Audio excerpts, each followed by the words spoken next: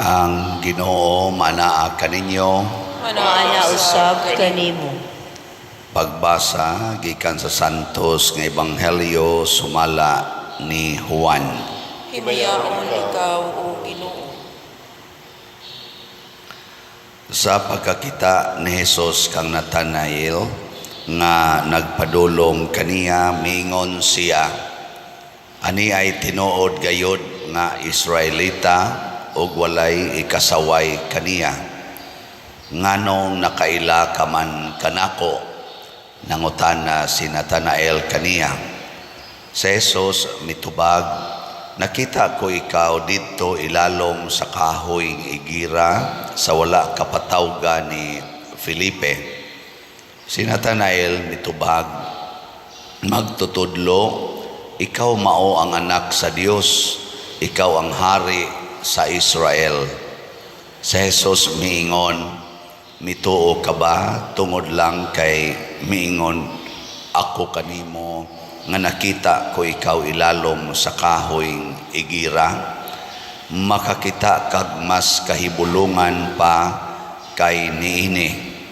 Og miingon siya kanila, sultihan ko kamo, makita ninyo ang langit nga maabli og ang mga anghel sa Dios nga magsaka kanaog diha sa anak sa tao.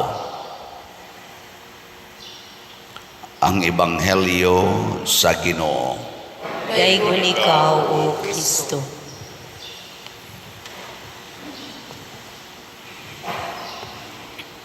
Ang mga anghel mao ang unang hinimo sa Ginoo, unang mga creatures. Duol kayo sa kinaiya sa Ginoo, kay kaning mga anghel dili man ni sila mamatay, nga espiritu man ni sila, dili ni sila mo occupy og space. So dili sa ni sila maalihan og space. Why limitation ang ilang movement. Mulapos ra ni sila bongbong, pwede ni sila muadtog Amerika in just one click. Pwede sa ni sila mubalik dinhi, wala na ni sila plitihanan. Ana. Pero dili importante ang ilang pagka-espiritu, ang ilang gahom, kung dili ang ilang role nganong gihimo sila sa Ginoo. Hibaw mo sa ilang role, o mo kibaw. Ang role nila mao ang pagkasulugoon, alagad sa Ginoo. So naghimo ang Ginoo og mga alagad nga tuwa gyud nagpuyo sa langit. Nga karon do naman sila'y gitawag sa amo ditong pamalandong sa theology na sila'y single act of freedom.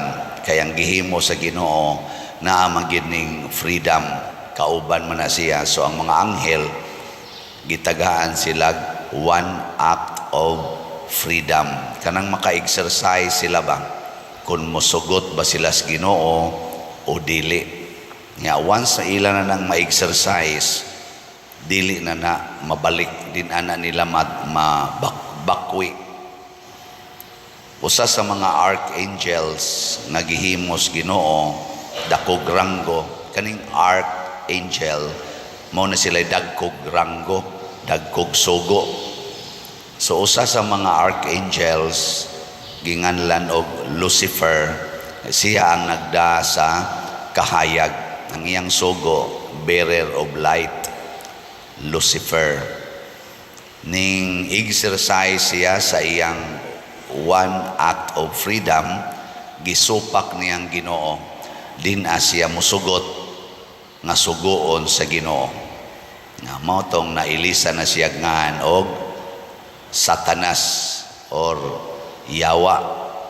Yang meaning ana angel of darkness. Kasabot na mo niya, di man sila mamatay, nakigubat sila. nakadani sad siya daghang mga angels nga nahimo na sa mga angels of darkness. Motong naggubat sila matud pa sa atong first reading didto sa langit. Ang nagdala sa mga holy angels si Michael or si Miguel. Kinsa may napildi? Luya man na inyong mga naong. Kinsay napildi? Napildi si Satanas o ang iyang mga anghel. Nya kay di man sila mamatay, giunsa sa gato pagpildi, di man sila mamatay, gihinginlan lang sila sa langit, gipapahawa sila. Hain man sila gilabay ni siyota naaron diha tupad ninyo. Naa diha. Ni aman siya gilabay. Motong na nag-awit na dito sa langit, matod pa sa unang pagbasa nag-awit, yes, nawa, nagyud ang sabaan din magsigig sumbong, magsigig pa nga marites. Ang marites ba dito sa langit, mao man to siya, gilabay. Muna ang mga marites ni ana na siyota karon. Kana bang tigsumbong, tigsulsol, tigsumbong, ana. Mao na ron na dito rin nagasugod sa langit ng mga marites nga gilabay din ni siyota. Munang porting marites ron din ni siyota gamit pag social media. So di na magpasugo, gilabay diri siyota. Niingon ang mga anghel dito sa langit, himaya, himaya sa Dios, dalaygon ang Ginoo kay midaog na gyud siya ug nawagtang na ang tigsumbong sa katawhan, tiglimbong sa kalibutan. Apan alaot kamong anaa sa yuta ug sa dagat. Giapil yung dagat kay naman sa daghang kaigsuonan nga naglawig sa dagat. Kay naa diha ninyo ang yawa ug ang iyang mga anghel nga purting sukua. Nya unsa may gusto si yawa pag anhin niya sa kalibutan, ingon siya, tuloy ang laban. Tuloy ang laban. Nga naman, kay kita mga binuhat bantas Ginoo, iya sa tang gubon, siya kining imong mga binuhat, mao ni akong dagmalan. Giuna din niya adto si Adan og si Iba. Napildi ba si Adan og si Iba? Porting pildiha nahinginlan sa paraiso, naliwat sa niya ba? Gihinginlan. Diri na sad sa kalibutan sa pagantos si Adan og si Iba. Kaniadto wa sila'y kamatayon, karon naa sila'y kamatayon tungod na siyawa. Nga unsa may hinagiban si San Miguel, ang iyang hinagiban espada, di ba? Espada man ang iya. Kanang espada nagikuptan ni San Miguel, dili gid na siya tinuod nga espada kay wa man tingali espada dito sa langit. Ang meaning ana, ang kahait sa pulong sa Ginoo. So ang gida sa mga anghel sa Ginoo, ang pulong sa Ginoo nga mas hait pa kaysa espadang duhay suwab. Nya unsa man ang pulonga? Gugma, kamatuoran, pag-alagad, kaalam, kanang tanan nga mga virtues o kanang gisultis Ginoo, mao nay mga pulong nga hadlok kay yawa ana. Labi na ginang pag-ingon nga higugmaa imong kaaway, pagpakamatay para sa imong kaaway. Kanang mga pulong nga hadlok kay yawa ana. Ang pulong sa yawa opposite, makapatay gyud. Ang pulong sa yawa makapatay. Unsa may pulong sa yawa, patya ang imong kaaway. Di ba? Alam na siya, ayaw padaog. Patya gyud.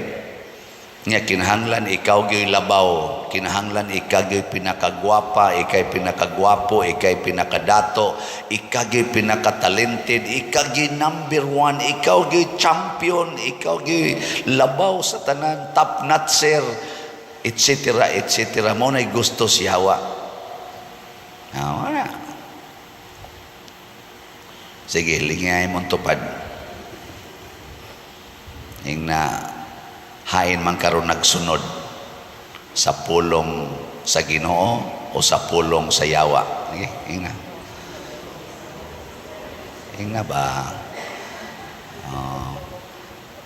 Karon dinhis kalibutan, doon na duha ka klase sa mga anghel, ang mga sulugoon sa Ginoo ug ang mga sulugoon sa yawa.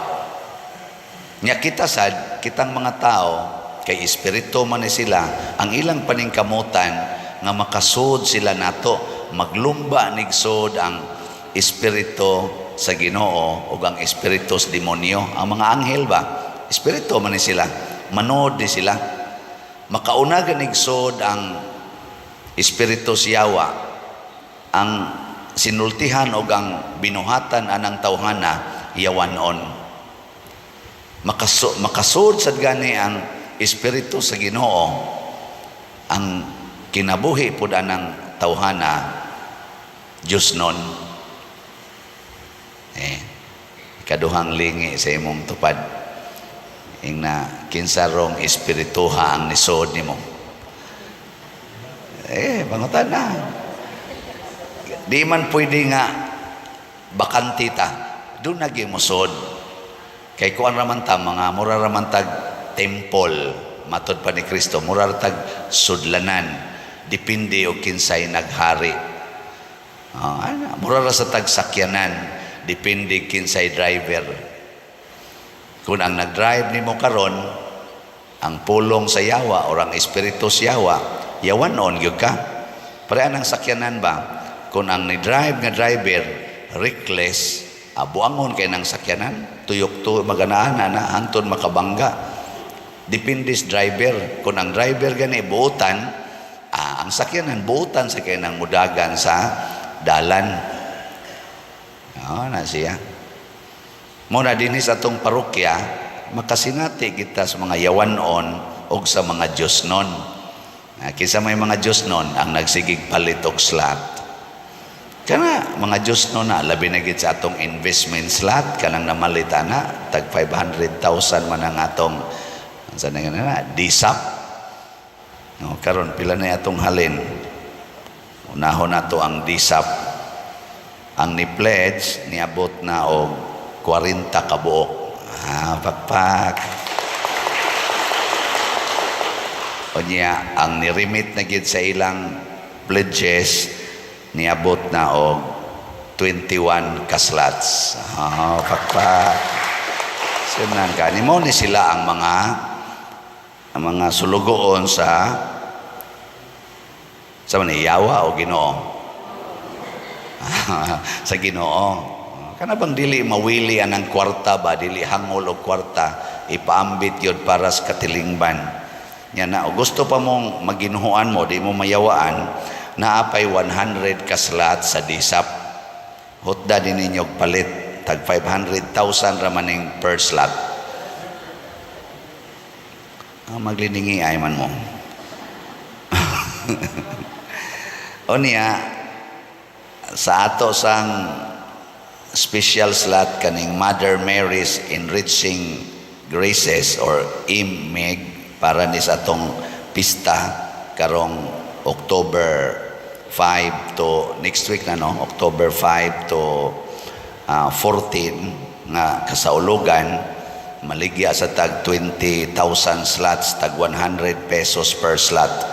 Ang atong halin as of yesterday ningabot na og 2,026 ka slots. Pakpak na sad. Kunya naama sa tay holy pads, ang atong holy pads para sa National Retreat for Priests nang maligya sa tanig 100,000 ka slots nga tag 100 pesos per slot. Naana say halin nato as of yesterday nga 37,983 slots. Pakpak na saan. Mamuwa gini nga tong kamot ani. Tungod kay naidaghang mga anghel sa Ginoo. Niya dayon sa ato sang 30 slot challenge sa Holy Pads, tag 3,000 sa ni bali tag 3,000 each na nasa tayo na dawat nga 251 ka 30 slot challenge. So, pakpakyapon. Pero na ay mga buangon na sa ni pahimos, mga scammer. Gamiton pang akong naong, hasta akongan. Gahapon, anasay na diskubrihan, ni message na ako nga, kani pa dir, nagsolicit ni sa imungan na sa social media. Atong tanawon. Kana, mo na iyang profile na Father V. Siano Ubod. Mo na ang iyang gihimong account niya. Ang iyang message kana mo na iyang gispread na message sa iyang social media niya na number sa GCash kana si Rosemary kana si Rosemary number na sa GCash.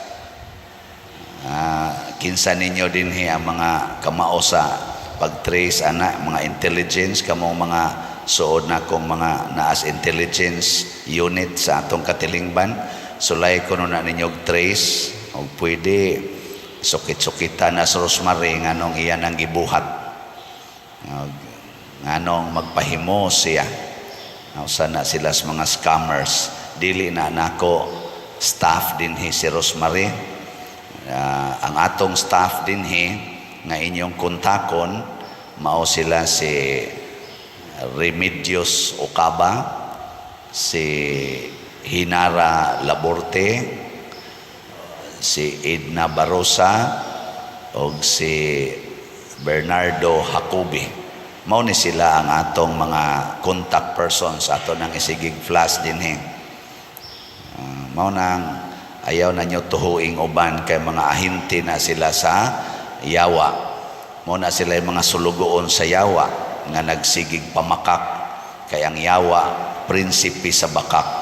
Ang mga anghel sa Ginoo mao'y sulugoon nga magdag kamatuoran. Ang sulugoon sa yawa ang kaugalingon ra gyud gihuna-huna siging padaghan anang ilang kwarta o bahandi o gahom para sa kaugalingon. Pero ang mga sulugoon sa Ginoo siging palambo sa katilingban, bahala nagmanga matay ang ilang kaugalingon or magantos. Muna dinhi sa atong simbahan, milambo ning atong simbahan tungod ni sa daghang nagantos. Niya napagitay laing kalambuan na atong giambisyonan nga palito ng yuta diha sa kilid nga moabot kinag mga siguro na anas mga dool-dool 67 million ang atong magasto diha aktual mga ingon ana tingali dool-dool ana or sobra ato lang nang gibutang og 70 million niya nanataroy mga pledges 100 slots na lang sa DSAP. Kinsa ninyo'y moantos ani para pagtabang sa simbahan, murabag pahulamon ninyong simbahan, yang simbahan sad ug matukod ng kulumbari, muhatag pod og bayad para ma-refunded ang inyong investment o niya butangan pag ginatog 25% nga murag tubo. Dili na siya tungod kay nagnegosyo ta. Ekspresyon lang na sa atong kalipay nga duna natay kahigayunan nga makahimo sa atong gidamgo nga dako nga fundraising project, dako sad og ikatabang sa atong katilingban sa gobyerno o sa simbahan nga mao ang dako nga kulumbari ato nang himuon. So kining mga butangan nindot kay ni niya ang tag-iya sa diha sa yuta o nga nitugot sad nato nindot sad ang ilang disposisyon kay naningkamot sad sila nga matampo dinhi sa atong simbahan ang ilasang mga hinaguan o hinaguan sa ilang ginikanan kay mga tagiya dinhi mga anak naman ang ilag yung ginikanan mo ay naghago nga ma-acquire nila kining maong yuta nyawa sa tamagdahom nga niya sad natukod ang atong parokya niya karon ga negotiate na ta or nag-effort na ta human naman ang negosasyon nag-effort na ta. Nang ila ra bang tagal, karon ra bang buwana. Nihangyo-hangyo ko og mairog-irog baka. Pero ingon sila og makaabot lag 50% father, okay na gyud kay na. Wala. Na naman tay 1/3, kuwangan na lang og 2/3. 2/3 na lay kuwang ri mo nakahurot. Tagay ta na aron makaabot as 50%. Pila man kaslat sa disap ang 50% diha. Og naatay mga ilang nakaslat. Siguro mga 65 ka slot sa disap. Kuha na nato ang ang 50%. Dako-dako di ayo mga 80. Mga 80 ka slot sa disap. Kuha na nato ang 50%. Di ba? 80. Yan na naman tayo 40. Wala, 40 na lay kuwang.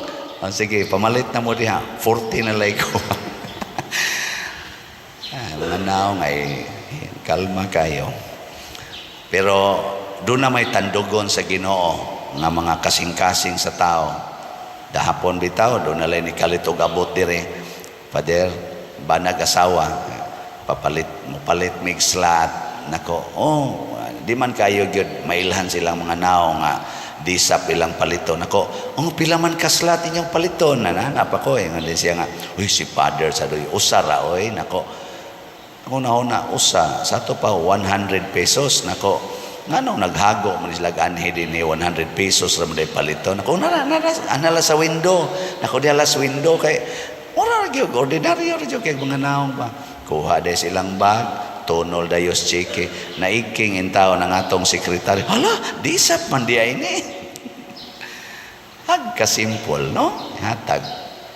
Sa tong uban, ni kalit lag text, Father, na nasa imong bangko, palihog og check, na ako'y padala nga, duha ka slot sa disap.